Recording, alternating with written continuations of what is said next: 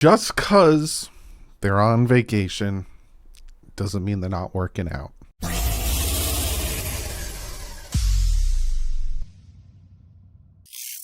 What is up, Finn fans? Yes, the NFL teams have essentially had the past month or so off.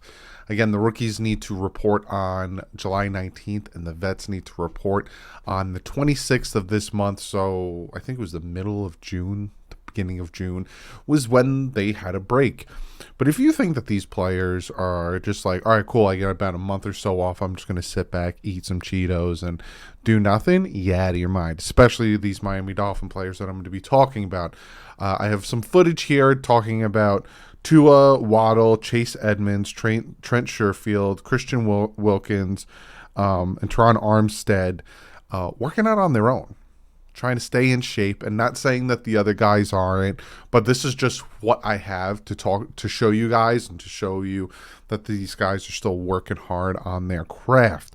So let's jump into this and let's talk about it, right? First, I'll pop up Christian Wilkins. I kind of talked about that in the D-line video, showed the video of him working out, doing his thing on his own, which, again, you could see he's trying to get faster, he's trying to get stronger, he's trying to use that speed to get around the edge. He was incredibly disruptive in the run game for the Dolphins.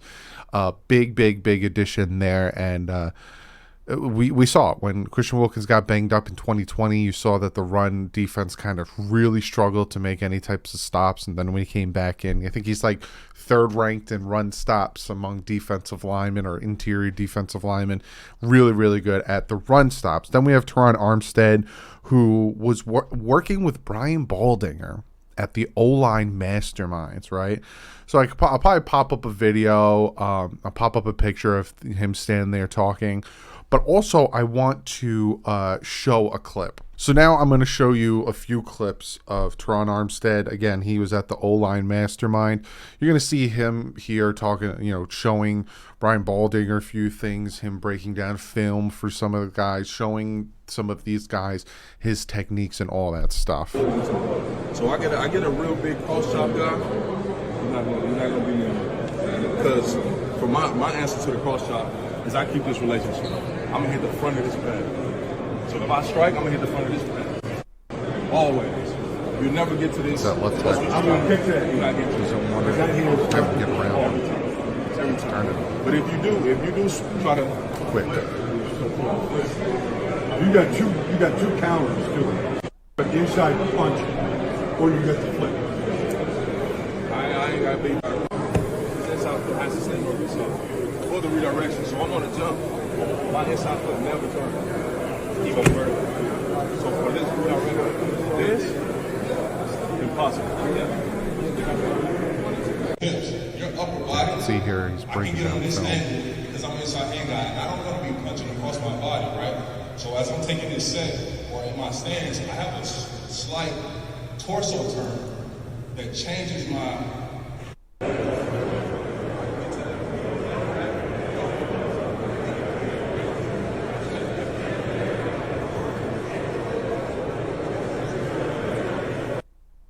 So cool. Love seeing him working with the younger guys. Love seeing him doing all that stuff, because for a fact he is going to be doing that for the Dolphins, for Liam Eichenberg, for Austin Jackson, Robert Hunt, even Connor Williams, probably going to Solomon Kinley, all these guys, Robert Jones. This is what, in my mind, what the Dolphins lacked last year. Last year, they didn't have that veteran leadership. You could talk about Jesse Davis at right tackle, but he wasn't good, right? This is one of the best left tackles in the NFL. So this is something that's drastically been missing, and having him come in, having him be able to be like, look, if I'm doing this and whoever his right, left guard is going to be, this is what you need to do. And he's going to have that communication with whoever is going to be to his right, and he's going to have communication. Look, Austin, you're doing this too wrong, or your hips are moving this way, and he's going to be able to teach and help this offensive line. And we all know that this offensive line needs a ton of help. The other thing with Toront Armstead is he was on the Gojo show, right? He was talking about the fact that he has been in conversation with Drew Brees and Tua Tagovailoa about them meeting up and working out together, and he says that's going to happen sooner rather than later, and that's just fantastic to me. Drew Brees, to me personally, again, this is my opinion, Tua's ceiling is Drew Brees, which I would be ecstatic if Tua Tagovailoa ended up being like Drew Brees and having Drew Brees' career with the Miami Dolphins. Because if you remember, Drew Brees, when he started with the Chargers, wasn't too great. And then he went to the Saints, Super Bowl winner, going to be future Hall of Famer, breaking records left and right. Having him be able to come in and work with Tua, and because they're the same height, they're around 6 foot, 6'1". It depends on where you look at the official height of these two guys. But he could teach him things, right? He could teach him certain lanes to look, how to do certain things, how to make certain throws, what to look for. So the fact that Toront Armstead is trying to get them together and it's going to happen, I'm ecstatic. I'm absolutely ecstatic, and I'm pumped for that. The last group of guys working out on their own is Tua. Tua Tagovailoa, this is the second year in a row that he has brought his offensive players. This one, it's, from what I could tell, there's a few guys there. And I think there's some offensive linemen or just guys in pads as offensive linemen. But I know Waddle's there. I know Chase Edmonds there. And I know Trent Sherfield's there. I can't really pinpoint out the other guys. If you know who they are, you comment them below. But this is the second year in a row that Tua, while outside of camp, of OTAs and all that stuff, have taken his guys and has been showing them the playbook, have been going over plays, have working on continuity with them, working together with them. It's funny because I remember when Toront Armstead first signed with the Dolphins and Tyreek Hill first signed with the Dolphins, and even last year with him not being a captain, a lot of people questioned his leadership ability. A lot of people questioned his work ethic because there was the rumors that came out about his work ethic. A lot of people question these things, and then you consistently see this stuff where he's working with his guys on his own, and you hear him talking about stuff, and it boggles my mind where people get this information from and where people get these narratives from. It makes me laugh. It genuinely makes me laugh because it just doesn't make any sense to me. But I love seeing all of these guys on their own working to get better, working to have that continuity, have that camaraderie ship, and working together, because God knows, when it comes to Tua, when it comes to certain players, they need to perform this year. 10-6, 9-8, you're hovering around that sweet spot. You're either going to be garbage or you're going to be really good. You're hovering around it. The Dolphins have been hovering around that for how many years now? It's time to ascend and show that the additions that were made to this team weren't for nothing. So that's what I got for you guys, for players that have been working out on their own. But one of you guys, so this will be technically comment of the day, so please comment below. Let me know what you guys think of all this stuff. Again, I read all your comments, and I greatly appreciate your comments. Craig Taylor on Twitter hit me up, and he wanted me to react to this video of Jason Taylor.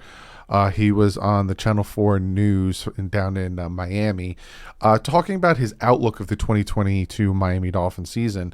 So, Craig, this is for you. This is essentially going to be comment of the day. And we're going to look at this video, and we're going to essentially react to it. Really covered it all, and you're right, these are exciting times for us and exciting times for the Miami Dolphins, and with all the big offseason changes, I can tell you the optimism here is absolutely through the roof. Yeah. New coach, new players, new attitude, new philosophy, new everything. But yes, Jason Taylor, who I think is the most exciting defensive player in Dolphin history, is going to be back in the booth with us, and certainly we are thrilled that he is going to be part of the team once again. And JT, with a new head coach, I think the preseason takes on a more important tone, doesn't it? It does. I think, you're trying to instill a new culture and a new philosophy, obviously new schemes offensively and defensively. So you still won't see some of the veteran guys really go long in the preseason. You might get some guys inactive for the first game, but with it only being 3 games now and them shortening it up a little bit, it's going to be interesting to see how McDaniels does the strategy of getting guys ready, learning a new system, but obviously as we get older, we don't want to do a whole lot in August. That's right. So you brought up Mike McDaniel, the new head coach, and there's two things that people tell me time and again about him. A, so smart. B, so relatable. What's your early impression of him? I love that he's himself. He's not trying to be somebody else, and people say, well, he's so different. His philosophy, his approach, the way he handles himself is so different than what you see the NFL coach do. But that's what players love. They love that authenticity, a genuine guy that's just willing to be himself. He could be self-deprecating, he could laugh at himself, he doesn't take himself too seriously, but they all know and respect that he's the boss, he's the head football coach.